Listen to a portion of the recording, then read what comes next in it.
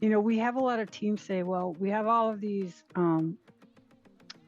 interruptions, or we have all of these problems, or we have all of these reasons why we can't build an invoice. I'm just going to use that. And so, people get the statement from the contract and there's fields that are missing, or, perhaps in some cases, there's just all of these different reasons why they can't complete the invoice, right? And so it's like, well, how often do they happen? And well, maybe this is a bad example because I'm struggling to express it.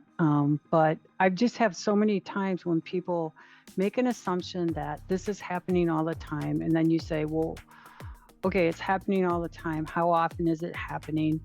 And then they say, I don't know. I just know it happens all the time. So then you go and you start to do a simple run chart on it and say, Yeah. well, let's measure how often it happens. You know what I mean?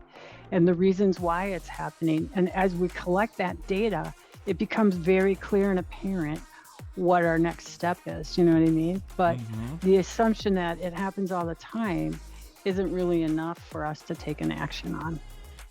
That was a perfect example. I mean, I think that is the social media sample right there, Jill. I think you nailed it. Because I mean, I hear that too. I hear that at the peer group meetings, in talking to members about their issues. It's the whole emoting thing. Yeah. This happens all the time. Well, it really just happened once, but it was last week, and you were really frustrated. So therefore, it happens all the time. That was a great example.